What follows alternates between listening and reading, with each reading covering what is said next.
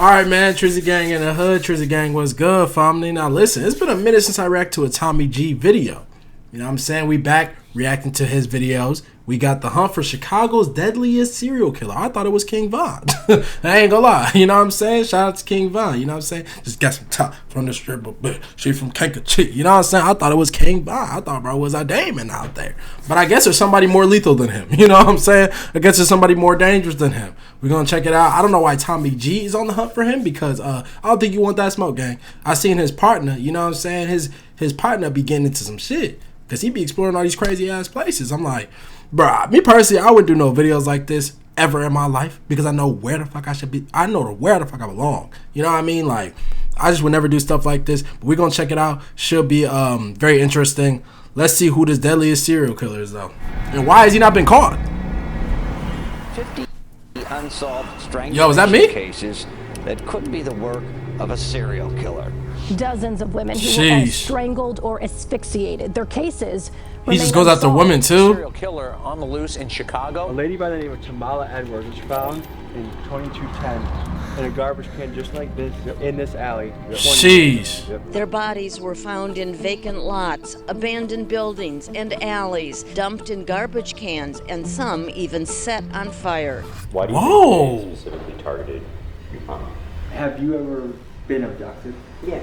I ain't gonna lie, let me move my camera, y'all. Let me move my cam, though. Let me move my cam. We over here with it this time. We over here with it. Alright. Well, how many? Is there one of these killers that you think is doing the lion's share of the killing? Yes.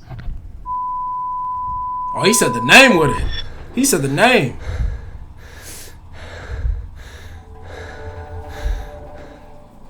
In today's episode, we are investigating the infamous Chicago Strangler, a killer who some experts say has taken the lives of between 50 and 70 women over a nearly 2-decade period, making Sheesh, and he has not been caught. Serial killers in American history. That's crazy. The killer's MO seems to be this. He tends to hunt primarily black women, many of them who are sex workers, and he kills them by oh my gosh. strangulation after he lures them into alleyways on the south and west sides of Chicago. The question right off he like working in alleyways. Why isn't this being discussed more? Because I'm guessing for many of you watching, this is your first time hearing of a guy who, to put it in perspective, may have killed 3 to 4 times more people than Jeffrey Dahmer. Whoa. To properly dive into this, we assembled a cast of experts. First, my they got to catch this dude. Chicago homicide detective who has put dozens of murderers behind bars in his career. Next, Thomas Hargrove, the founder of the Murder Accountability Project, an organization with the country's most complete accounting of unsolved murders, and Thomas is known as a guy that can algorithmically predict with a high degree of accuracy if a serial killer is in your city. Then we got Reverend Hood, a pastor. Hey, let me get in contact with that dude. Network supporting survivors of strangler victims, and Reverend Hood claims to have sat face to face to the guy who is the primary suspect of this all. Next, Rabbi Ben Yosef, a community activist demanding justice for the victims, who takes it upon himself to bring us to some of the murder sites. And finally, we even speak with a family member of a strangler victim and with Chicago citizens who live in the areas where the strangler strikes. Let's get to it. That's so crazy, bro. He only goes up to females, and if they black.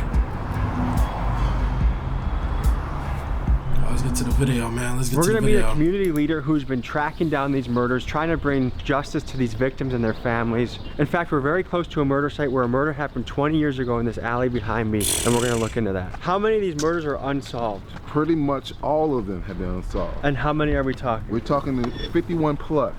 Bro, what? Tamala Edwards was murdered right here in this alley. The killer strangled her, wrapped her up in a comforter that was then tightly bound with duct tape, and placed her in a garbage can, where she eventually was discovered.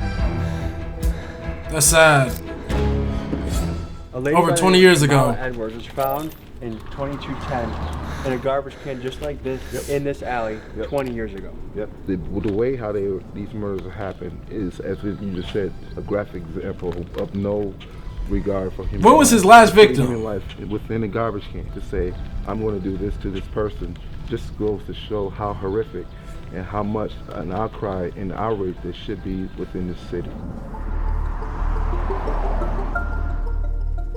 What comes to mind when people say the Chicago Strangler? I think it's more than one. We believe that it's more than one strangler. I would have felt better if it was said mass murder, something to culminate that more than 51 women got killed. There's certainly not one. We know that for sure. Because hey, what y'all think is a gang or something? 21 different DNA profiles.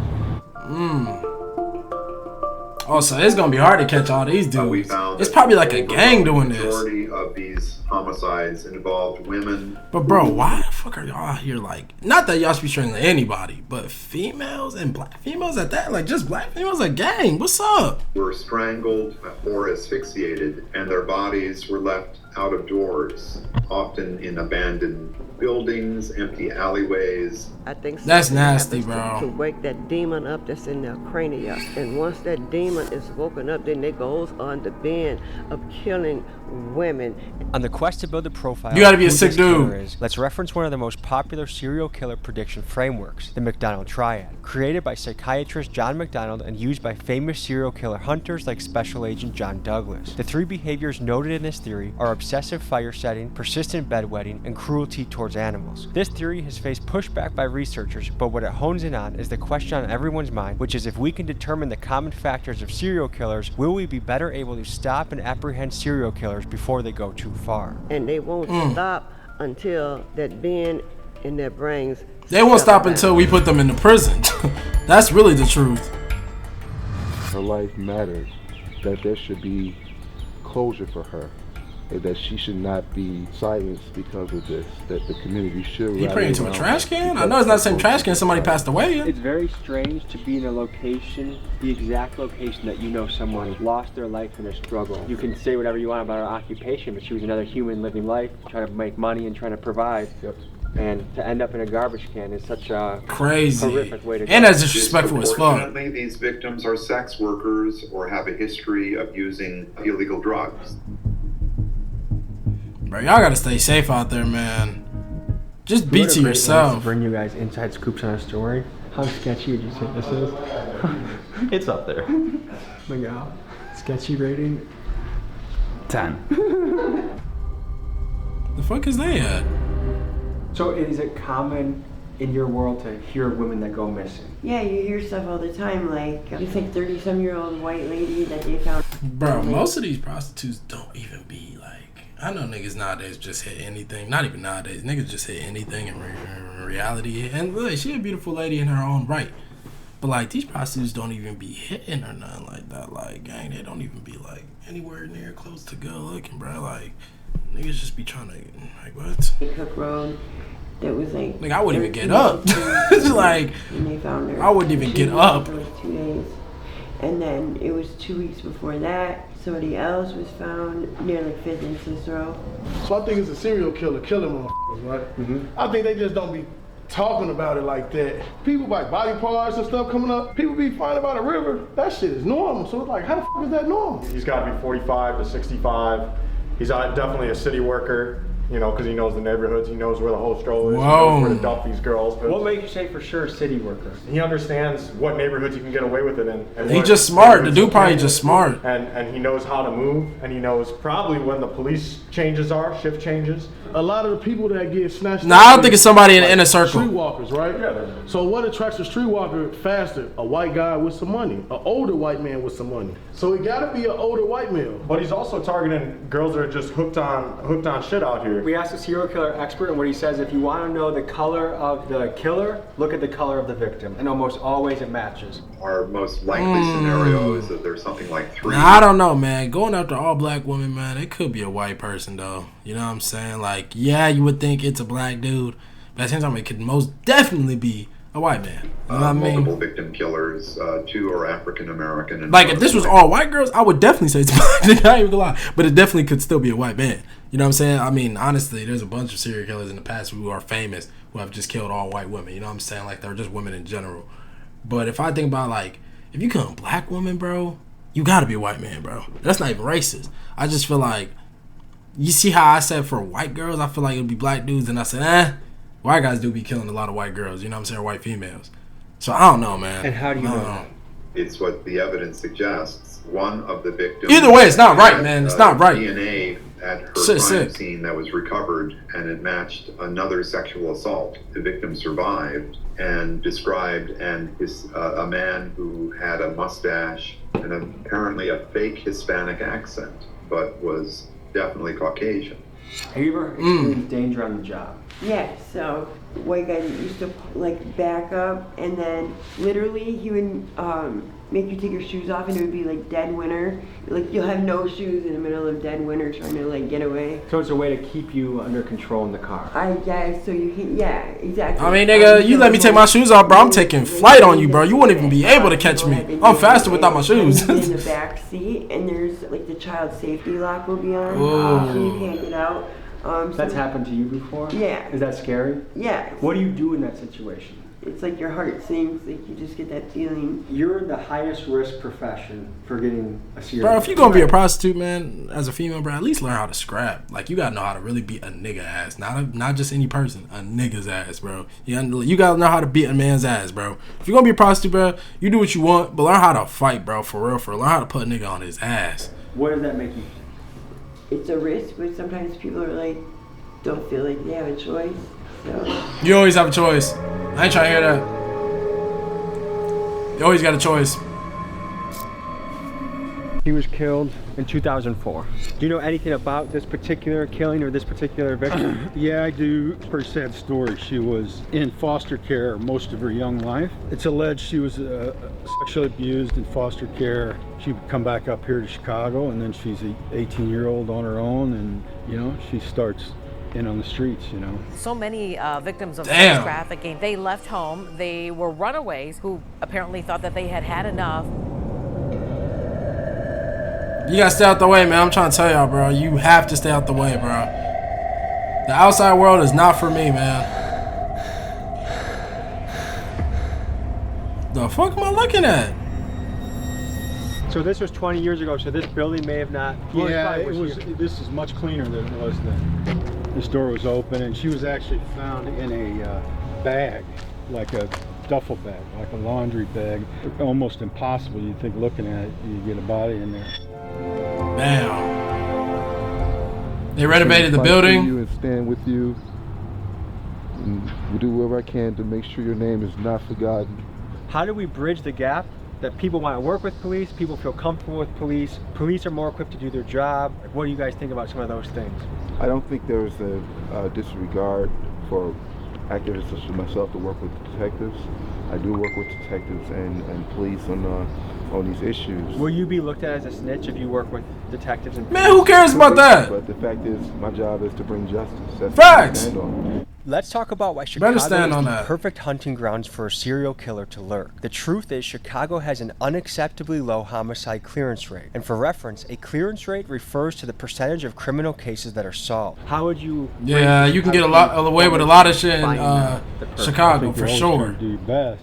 And you're trying to... No life has, to me and the people I worked with, no life has more or less value than another, because you're always talking to the victims' families, so you're trying to always do the best you can. Historically, Chicago's homicide solve rate has been concerning. In 2016, the city reported a clearance rate of just 21%, which is much lower than the national average of 60% at that time. In other words, 80% of the time, the murderer gets away. That is insane. That's not good at all. And it spans, and then we have another 20, 30 years of these cases are not getting solved because of distrust. I don't see the Chicago Police Department. Who the fuck would want to live in Chicago then? Like, move there? Because policemen are just simply afraid that they're going to be prosecuted or thrown on a bus just for trying to do your job. 5,000 police investigations in Illinois are awaiting DNA test results. The backlog is huge, and today at a hearing, lawmakers demanded action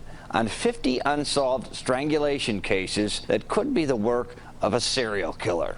Definitely is, man. The Chicago Strangler has been able to remain undetected for so long because he operated in a perfect storm. First, his victims. He targets women in poor communities working vulnerable jobs like sex work. Sadly, the people he kills don't seem to generate the same uproar that a brutal murder of a suburban lady would. Next, he kills in neighborhoods that already have high crime, thereby allowing his crimes to blend in better due to the police being overloaded. Bro, strategic as hell. And finally, these neighborhoods are places where police trust is quite low, which leads to a general lack of collaboration of citizens willing to work with police and give them helpful information to help solve the crime. What do you guys think in the comments? Have you ever been abducted? I just feel bad for everybody who lives out there, man.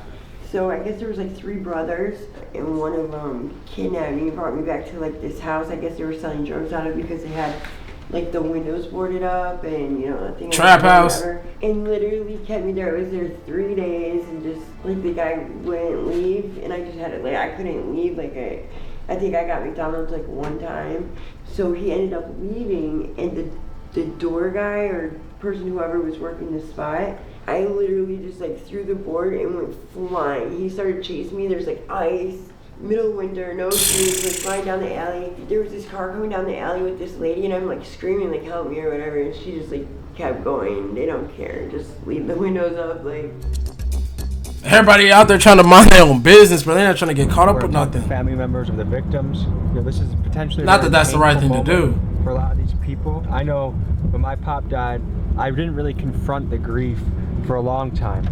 Damn. And I was challenged by a mentor of mine to journal about it, write it down. And it was a very painful process, but it also was very healing, revisiting the memories. And I think it was a big step in the recovery process of losing somebody. So I'm honored that they're telling us their story, because a lot of news outlets have reached out to them and they're talking to us. So I appreciate that. We're gonna go in and visit them, and we'll see you inside. And that shit look good as hell. Gee. You know, I was in Chicago got the best pizza though. From the homicide detective input thing, but the impact of the families, as Mike knows, he tells you know, and he's taking it to a whole nother level. But all detectives know we have to make those phone calls at 3 o'clock in the morning, and God bless you if you never had to make those calls or face-to-face, not even say calls, really face-to-face meetings for the most part and stuff. Bro, I've not turned on that flash thing on my phone in like years, gang. Bad news to people and stuff. It's like, that's probably like one. Bro, I'll never forget. There's one time. Nah, I ain't going. I'll say that for a story time. The hardest part of the job. I'll say that for a story time. This young lady, how her life trajectory has changed. You know, not having her mother here since she was 9 years old. Damn, since she was 9. Well, my mother meant the world to me. I love and I really miss my mom. It's more so in the back of my mind because I really don't try to think about it because it's just too painful just knowing that it is someone else that possibly that's responsible for the death of my mom and also 50 other women. I want her to be remembered as a I'm trying to get a video up. Free spirit, very fun to be around person that loves her children. Why do you think they specifically targeted your mom? I think she was just at the wrong place at that time. She was probably stalked and watched. She was a familiar place, and I feel like, you know, they knew her or seen her there before, so it's a possibility. They felt like, you know, she was some type of target, so yeah, I think that's why. What are the consistencies among the victims? Shawty probably only like 30. Definitely strangulation. They have been known for body parts missing, torsos. On the west side of Chicago, it was in a 2-mile radius. That's just wild, gang. On the south side, body parts Chicago, missing, bro? It could be up to 3 to 4 miles. South side of Chicago is a lot bigger, and we believe the number was a lot higher on the south side of Chicago, because like this guy here either got off the train stop, or somebody that was a professional known in the community to get away with something like a teacher or, you know, something of that sort. It could be known in the community. That's what gets me when I look. Oh, y'all, I'm about to get my video. All right, y'all, I'm back now. Deaths. Had to get my video uploaded. It's methodical, and any gaps makes me think he was either in jail or the hospital. Serial killers should never be off the streets. They all should be locked up and real shit. Key thrown away. I don't think that key thrown, bro, in the toilet. Teeny weeny. Never be able to find that motherfucker again. The cell is buried in their cranium, and it is not going to go away unless there's some type of surgery that can be performed on those type of people. Is there one of these killers that you think is doing the lion's share of the killing? Yes, Darren Dion. Ugly ass motherfucker. Darren Dion Van shocked the nation in 2014 when police arrested him for the murder of Africa Hardy in Hammond, Indiana. Damn, But she what was began beautiful as a single too. case, police arrested him for the murder of She was Africa beautiful Hardy too. in Hammond, Indiana. But what began as a single case quickly unfolded into something much darker. Van confessed to killing at least 6 more women, leading investigators to his victims' remains in abandoned homes across Gary, Indiana, thereby earning him the nickname of the Gary Strangler. But is it possible that Darren could also be the Chicago Strangler? In his confession, Van hinted that he had been killing for nearly 20 years and his style of killing matches with the MO of the Chicago Strangler. Many experts, like Thomas Hargrove, think that Darren could very well be responsible. Because many of the Chicago murders are near the train line, it's easy to imagine Darren boarding the train from Gary, getting out at a Chicago stop on the south and west sides. It's just like killing for what? Then returning to Gary. What's more is in his confession interviews with the police, Van claims to have victims across multiple states. And Darren Vaughn told police in Hammond, Indiana, he's made a lot of mistakes. 4 or 5 in California. How many in North Carolina? 1, because I ain't stay long. Because I ain't stay long.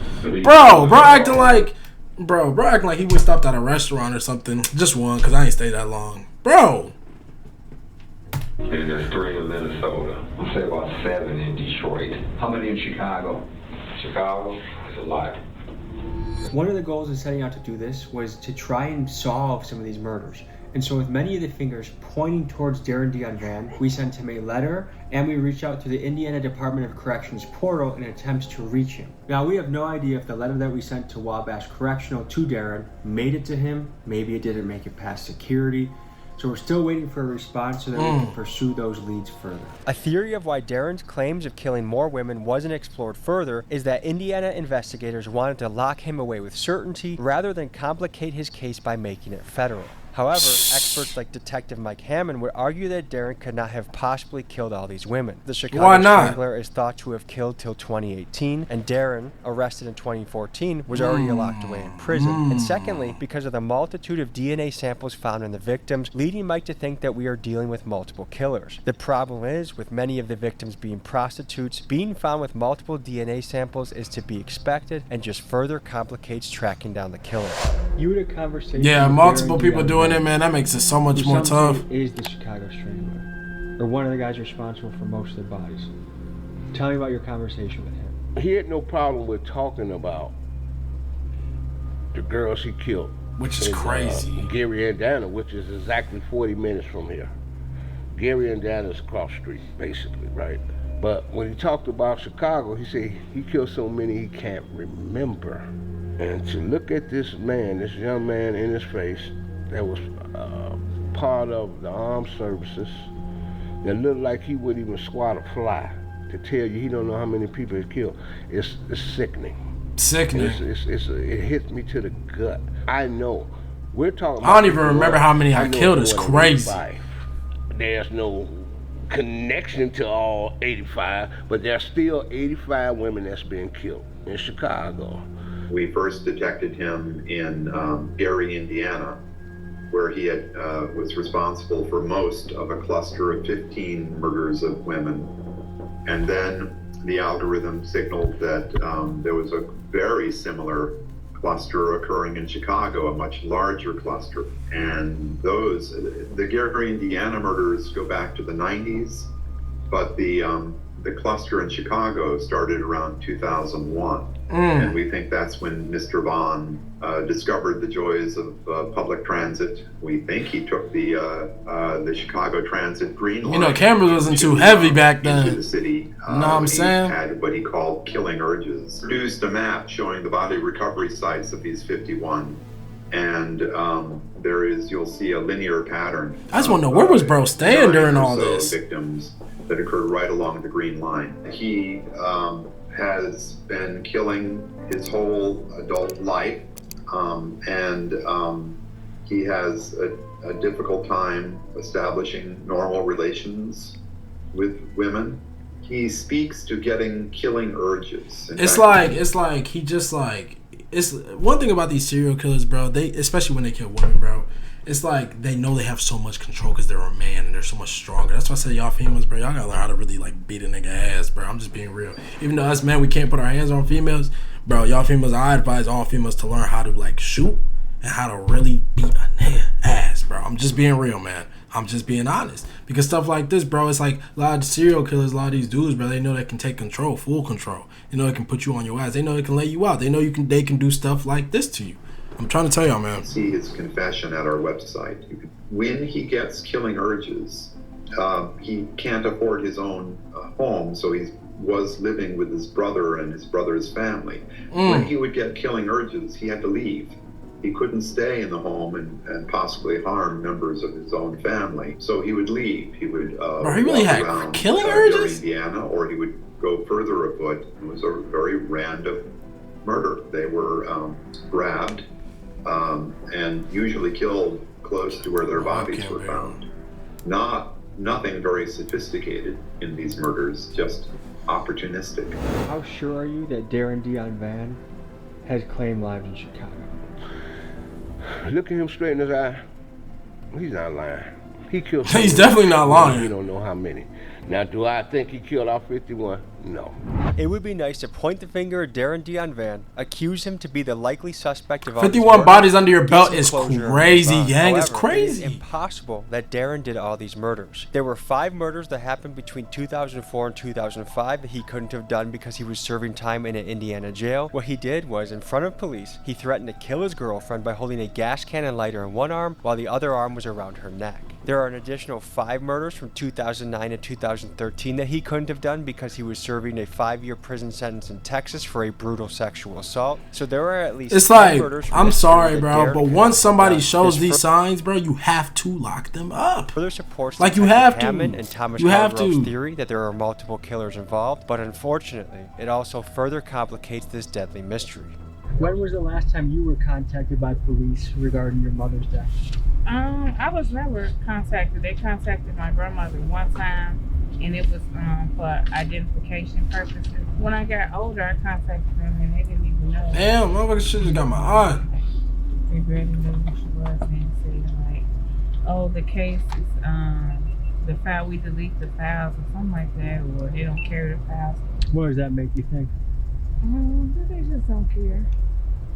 Cause I don't think it's a complex case. I mean, she was found somewhere. I just realized Tommy don't got no facial hair in this, but he had facial hair earlier. And hung out at, so I mean, I don't feel like it should have been hard to find out. You know what I'm saying? Who done it? At least like, yeah, there's some type of information as to what happened. So some of the comments I've gotten is if all the victims were white ladies that were accountants or middle class, that the murders would already been solved right now. But because a lot of the women are black women, minority women that are working the streets, no one cares. The cops aren't going to bother. What do you feel about that? Yeah, so in general, Chicago is pretty low on their success rate of solving any kind of murder. It's like 20 or 30%. It's really low. I don't think it's necessarily what color you are. It's just that they know that a lot of those people have like left their homes or whatever. Their families used to them going on binges, missing, you know, so no one will be exactly looking for them right away. So no one's really sure where they are anyways. Yeah, and like a lot of people don't have families, so if they were to die, who's gonna know anyway? Is there a thought that your mom was got by the Chicago Strangler? Part of me yes and no. Like a part of me feel like maybe it could have been somebody she knew, and then a part of me feel like it could have been a serial killer, Chicago Strangler. So we've heard about the crimes Darren may have committed, but what do we know about who this guy is? Little about his childhood is known other than he grew up in Indiana, and in 1991 he enlisted in the Marine Corps but received an other than honorable discharge after only 2 years in the service. The specific reasons for his discharge have not been publicly disclosed. What we do know about Darren is this: he has a notable criminal background. However, there is something potentially disturbing that we uncovered. According to a confidential source, he has been arrested over 75 times. However, most of his rap sheet has been redacted. Why? With guys like Jeffrey Dahmer and Ted Bundy, we have enough information about them to make a Netflix series. But when it comes to Darren, there's barely any information out on his past on the internet, and even just for that clip, bro, he should have been doing life. Like, bro, I'm just being honest, bro. He should have been doing life. Like, what's up? Has been censored. Why? What were her injuries? Was she shot? No, she was strangled and just beat up real bad to the point where it damaged her brain severely. She was on life support for 2 years. Sheesh. my grandfather decided to pull the plug. I can't imagine what that's like going into a room with a family member that you love. They're disfigured, they're beaten up, and having to... Nah, that's sad. Damn, what type of shit was they driving in? Kiana, so does this alley look familiar to you? Yeah, it does. And what's going through your head right now? Just memories and stuff with my mom. These are my last memories with her. We used to stay down here and go to the grocery store across the street. So you used to live close by? Yeah. Okay. I guess what's running through your guys' Shawty got them arms. You know she cooks some good food. From a cold case perspective, what year would have been? What year was it? 99. 99. Yeah. So, you know, several time ago. So much of this has changed. I can see now about 10 video cameras. Probably weren't here at the time. There are probably buildings that were here, right, that were multi-unit buildings. So I want to know if I could go back and find out what buildings were there, were they multi-unit buildings, who lived there, and you can do that. It's a lot of work, but it can be done. You know, I'd be really wanting to look at the specifics of where she was discovered exactly, like within as many feet as I can. I'd be heartbroken to know, bro, they can't do nothing about it, bro. It's desolate. Two questions. One for each of you is, at any given time, how many murders could a homicide detective be looking at once? It varied from 13 to 25, 30 at times. But then, you know, because I worked on a cold case, I would take on a lot of cases. Yeah. So there is a perception that if you're poor or if you're black, that the police don't care as much about the murder. As a black detective, can you give the other side of the table? Oh, he a detective? Well, I get the other side of the table, and some of that is accurate, you know. So I'm not here, you know. I mean, I love the police department, you know. I mean, it's gas, but I tell people all the time, but I'm not a spokesman for the police department. I mean, you know, there's some dog asses on the police department. There's some dog asses at the post office. Why you didn't get your mail on time, you know. That exists in every line of work. The police just seem to be highlighted and spotlighted more and stuff, obviously, and you know, for good reason in some cases. Man, this has to be a Chicago thing, bro. Because if I go into like an area of my state that's not the best, you know what I'm saying? I'll be seeing cops heavily. I ain't gonna lie. Does it kind of blow your mind that someone could potentially get away with killing 50, 60, 70 women and not get caught? Yeah, it saddens me because it's like, how can you take a job and, you know what I'm saying, not even care about doing it properly, and especially when it comes to, you know, human life and women. If you could say a message to the Chicago Police Department, what would you tell them? I would just tell them, like, if it's possible, you take a second, you know, look, you know, I know you got other things going on. I mean, that's important. Other things that you would do, but this is just important. If you could sit across from the strangler. It's the fact that they don't think it's important. Yeah, I would just ask, like, why? Like, took my mom away, like, and it's crazy asking that because it reminds me of a conversation I had with my dad when I was younger. Do the person, you know, you feel like the person who did it, you know, do they deserve to die or whatever? And I was telling him, like, no, I don't feel like, you know, they deserve to die or whatever. And, you know, I was young back then and stuff like that. But I, you know, now that I'm older, you know, adult, you know, I kind of still feel the same way, you know. I mean, yeah, we don't wish death on nobody, man. No matter what. Yeah, I know they have a hard job to do, but, you know, I just still can't, I still hold resentment towards them or whatever because it is my mom, and I feel like they didn't do everything that they could have done to try to solve the case, and I feel like the case wasn't too complex. It was things that I feel like that could have been done that wasn't done, like, and I feel like they didn't care because of race. And do you think closure would make you feel better? Yes, closure. It's too hot out there, man, and I don't mean the heat. Mom isn't here, but definitely just knowing, you know, what happened and why, you know. And I don't mean the heat, gang. Even if they say, like, oh, I did it because I was high or something, you know, I'll take that. I'd rather, you know what I'm saying, have, you know what I'm saying, partially something on the plate than nothing at all, you know. Folks, the reality is there are still many cases, upwards of 50 to 70 women, that have not been solved. And our goal is to bring some closure to these cases. So if you have any connections to the Indiana Department of Corrections or ways of speaking to Darren Dion Van or know anything about these murders. Hey man, this is one of the tougher Tommy G videos, I'm not gonna lie, man. Hey bro, these areas like Chicago, I know Memphis kind of crazy, wherever these high rate crime places are, man, we got to get a lot of people to get out these places, bro. Like, cause y'all see, bro, the cops just don't give a fuck, bro. They just don't care out there, man. They don't care, bro. It's like a normal day to them, bro, out there if they hear some shit, bro. So they're not gonna put the forefront effort to try to solve some shit, bro. And it's sad, man. It's sad, bro. But shout out to Tommy G for the video, man. This is a very informational video. Stay safe, y'all.